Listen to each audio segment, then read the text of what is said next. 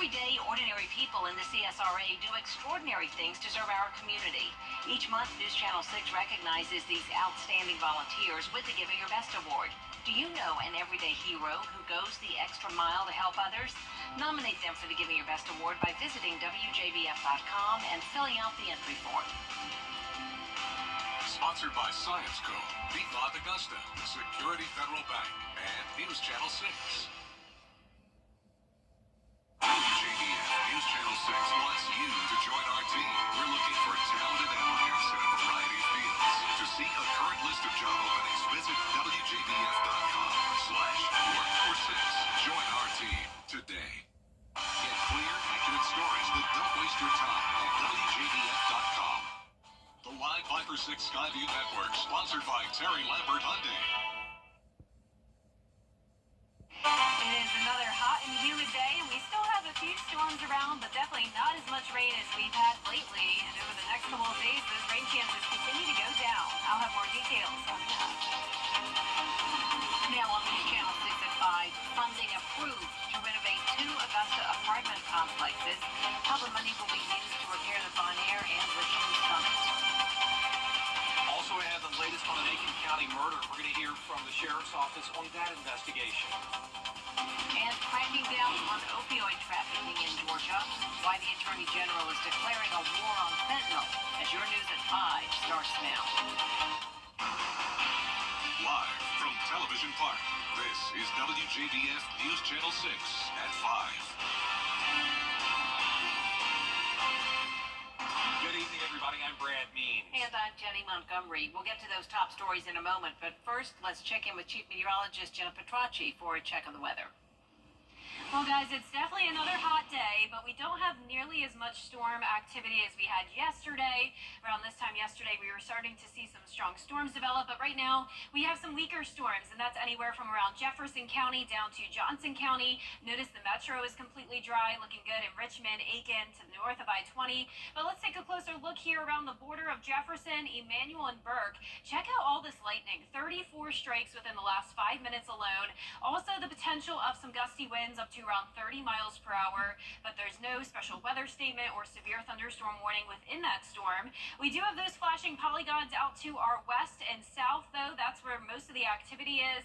Notice some of these polygons indicating the wind gusts up to 40 to 50 miles per hour on top of the heavy rain and lightning. So as we go into the next couple of hours, still a chance of storms, but for the most part, it's a pretty nice day. Looking good on our Terry Lambert Hyundai Skyview cam over the river. Beautiful view, just some puffy cumulus clouds. Temperatures sitting in the low 90s, but some upper 90s as well. 91 in Augusta, 95 in McCormick. Millen, you're at 97 degrees. Wrightsville at 92, 95 in Lincolnton, and 96 in Saluda. And of course, with the dew points being very high, the heat index is into the triple digits again, at least for most of us, sitting at 99 in Augusta and Aiken, but 104 in Waynesboro, 100 in Allendale, and 102 up in Lincolnton. The winds are coming in from the southwest, a little bit breezy up to 8 miles per hour in Thompson, but overall pretty light winds. And the rest of tonight, we'll see a southwest breeze, temperatures in the low 90s, and that chance of storms just over the next couple of hours. Now, coming up, I'll have a look at the forecast through the weekend because we will continue to heat up, and eventually we'll see more rain this weekend. But back to you. All right, Jenna, thank you so much. Coverage you can count on continues with Augusta City leaders approving a resolution that would provide much-needed help to 2 apartment buildings. This would issue millions of dollars in bonds going toward renovations at the Richmond Summit and Bon Air apartments. Graham Lee joining us live now from Broad Street. And Graham, I know you talked to people who live in those complexes to get their thoughts on this. Brad, Jenny, I did, and residents from both Richmond Summit and from Bon Air Apartments have not been happy with living conditions in the past. City leaders have heard their concerns, and they are now taking action. Mayor Johnson and commissioners approving a bond agreement at Tuesday's meeting to finance renovations at both buildings. An outside organization is taking over the project to issue the bonds, and they tell city leaders and commissioners that they won't have any involvement except just letting them do their work, so they won't have to repay the bonds either. This will send $20 million in upgrades to Richmond Summit and $28 million to the Bon Air apartments. And I talked to residents from both apartment complexes, and they tell me the help has been a long time coming. We need it. We need it. You got it. You do everything else with it. Why not help us?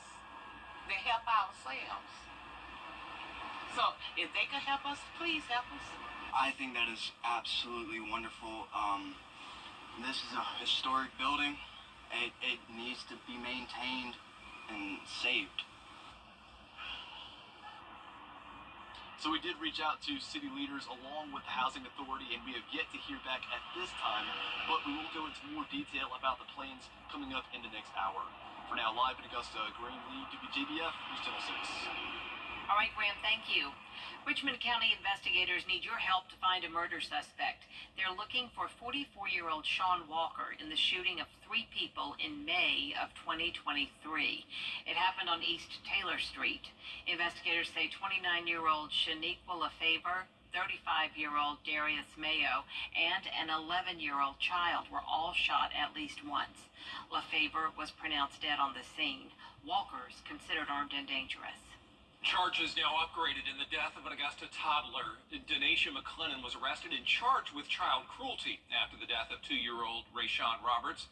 Roberts pronounced dead at the hospital after being left in a tub, investigators say, unattended for 10 minutes, then being found unresponsive. And today, deputies did announce that McClennan's charges will be upgraded to murder. An investigation continues in Aiken County after a man was shot and killed 2 weeks ago. Aiken Bureau Chief Sean Cabbage-Stock has the latest. We do believe that this is involving some type of gang activity. The intersection of Edgefield and Belvedere Clearwater Roads near Talk Now Cellular in Belvedere looks different now. On July 17th, 27-year-old James L. Wright Jr. was shot and killed there. Our cameras were rolling during the initial investigation.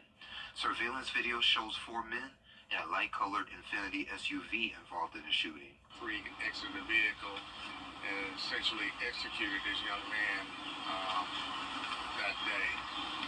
Then they fled in a silver-colored vehicle in an unknown direction. Police released a photo of a person of interest who was there, but not considered a suspect. This incident occurred. Investigators have spoken to neighboring businesses and obtained evidence from various locations. Captain Abdullah mentions the possibility of related incidents.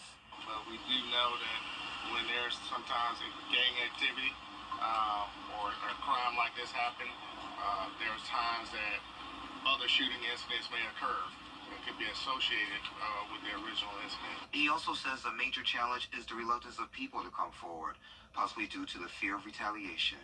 We understand, because those are the neighborhoods that they're having to live in, and many of us live in those neighborhoods as well. And of course, anybody that has any information, no matter how small it is or where that detail is, we encourage them to reach out to the sheriff's office. Right now, we're told evidence is still being processed, information is being analyzed, and witness statements are being reviewed. The suspects are considered armed and dangerous. If you have any information, contact authorities. In Belvedere, I'm Aiken Bureau Chief Sean Cabbage-Stock, WJBF News Channel 6. Augusta commissioners refusing to reimburse the mayor for credit card spending. Mayor Garnett Johnson wants to be paid back. Georgia Attorney General Chris Carr and other members of the statewide opioid task force gathering today at Augusta University. They're declaring a war on fentanyl. Hannah Latier shows us how. Last fall, about 15 pounds of fentanyl were seized in a single operation in Augusta, which is enough to kill 3.5 million people. It's being called a weapon of mass destruction, and the task force has come up with ways to combat it. When I see this room, I see hope. State and local leaders, law enforcement officials, Augusta University academic leaders, and other specialists presenting their findings, stressing that communication needs to be had between social sectors to end the opioid crisis. We know that the opioid epidemic knows no geographic, demographic, or economic boundaries. So we've got to get all over the state, getting folks talking about the issue of the opioid crisis. Department of Public Health statistics show from 2019 to 2022, fentanyl-involved overdose deaths in Georgia increased by more than 300%. One approach to the problem is Augusta University chemists inventing a drug-detecting car. We've manufactured instruments that will be able to not only look for the fentanyl itself, but cooks, where it came from, all in the headspace or in the air above it. Local organizations geared toward helping people recover were there, like Hope House, a treatment center for women. So in the last year, Hope House has helped 225 women with recovery and treatment services. To increase services like this, the state is getting big money in settlements with opioid-involved companies to expand treatment, recovery, and prevention services in the state. And so we feel that Georgia is in the position to get nearly $1 billion to our cities and counties through the state that will be deployed as grants and that type of thing. And it's going to make a difference. It really is. Those funds will be received and distributed over time, and we'll have more information about the settlements and the grant application process at WJBF.com. In Augusta, Hannah Latier, WJBF News Channel 6. A big birthday for a Georgia veteran. 21-year vet John Ballard turned 100 years old today. There was a party at the Georgia War Veterans Nursing Home on 15th Street. His daughter says she's honored by the turnout for her dad's big day. You know, veterans take care of veterans. And what truth did she tell? You guys have done a magnificent job with my dad. They don't have much time left, so we want to make sure they truly are honored. It's beneficial to us, it's beneficial to our youth groups, to know that you must recognize your past before you go to the future. We do have happy 100th birthday. Oh, the happiest birthday to you, Mr. Pollard, and we sure do thank you for your service to our country. Great turnout there, well deserved. Still ahead, a new tool in the fight against colon cancer. How a newly approved blood test can help save lives. Next.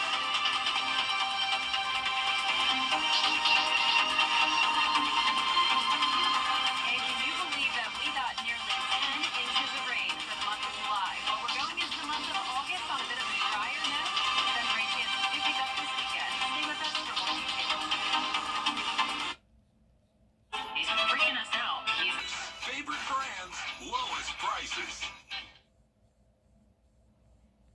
The FDA has approved a blood test that can detect colon cancer early. It's a test that makes it easier for patients to be able to screen for the disease.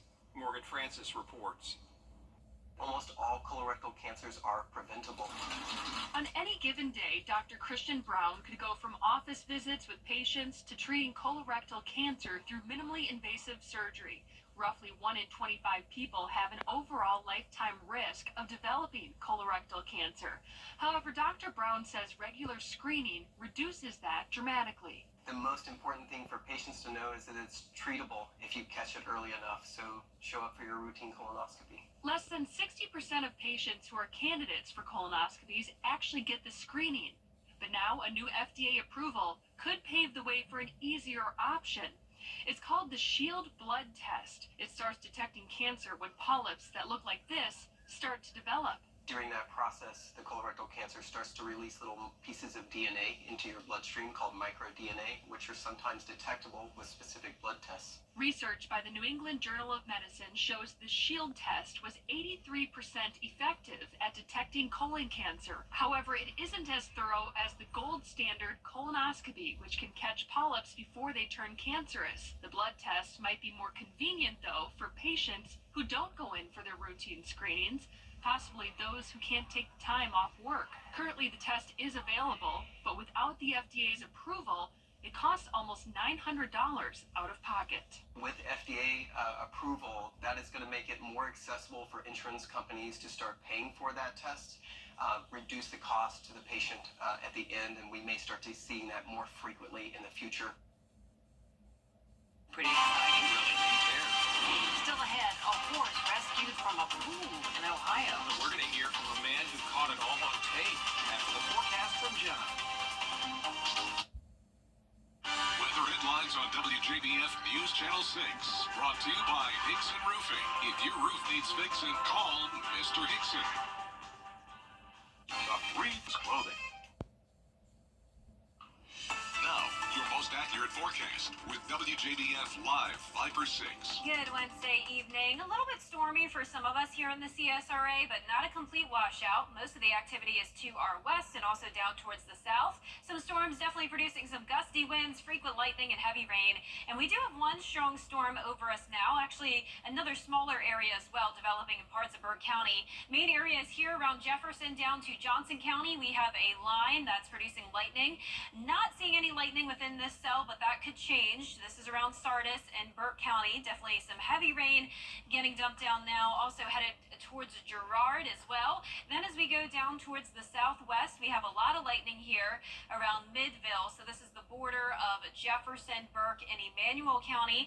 There's Swainsboro down here. This storm is overall moving down towards the southeast, so some of it could impact Swainsboro. You can definitely see that storm here on our Terry Lambert Hyundai Skyview cam. Check out this awesome view.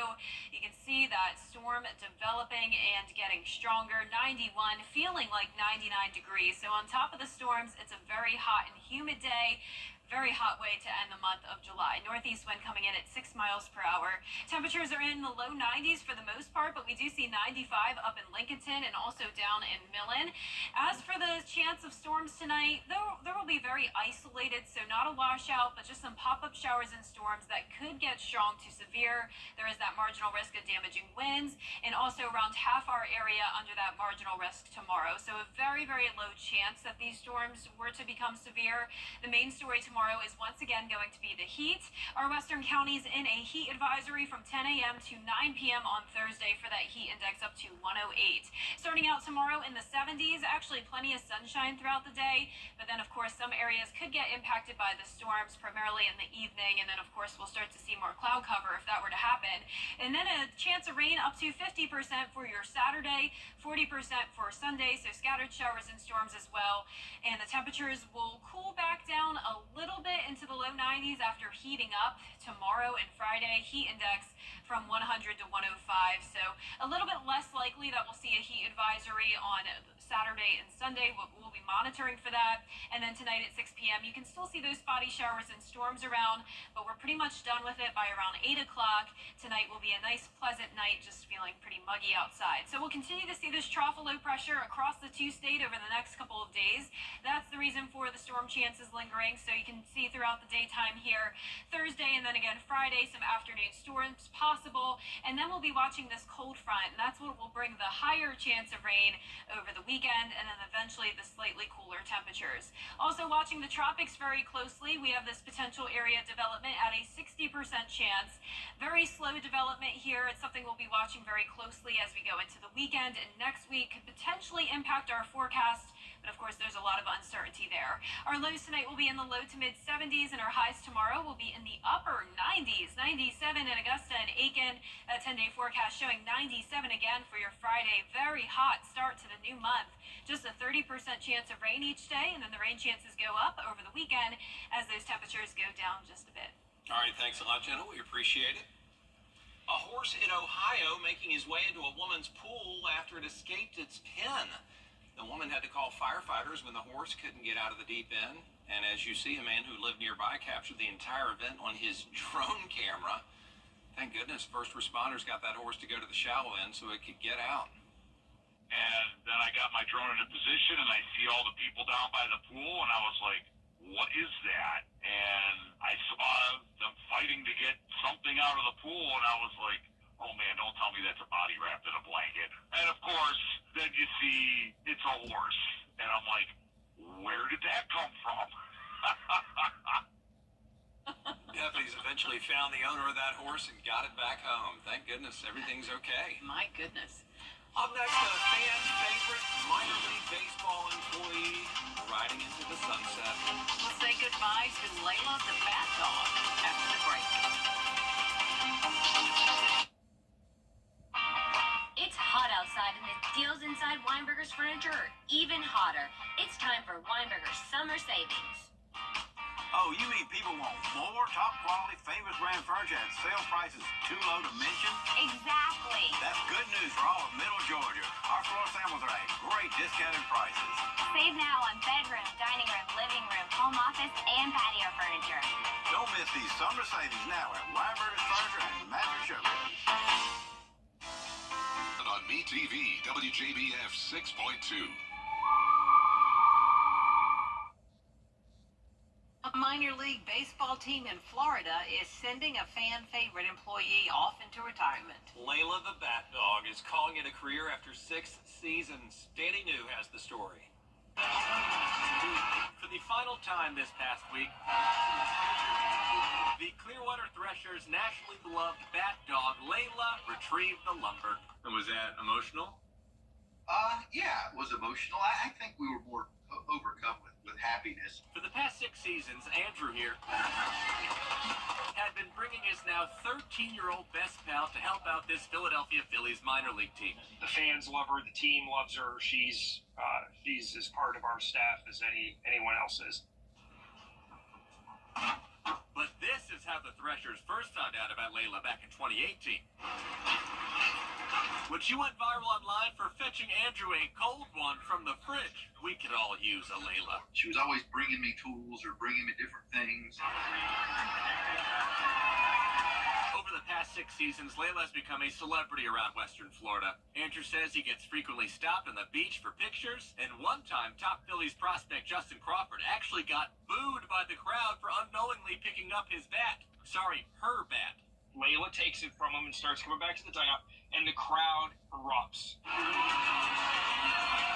And even though Layla may now be done volunteering on the diamond, the torch/bat will actually soon be passed to her adoptive sister, Lucy. Andrew is currently training her for next season. Layla's little sister wants to do everything that Layla does, thinks Layla's the coolest dog in the world.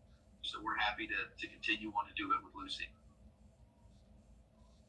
Well, there's an offer to come here on News Channel 6. We hope you'll keep it here for News Channel 6 at 5:30. A lot more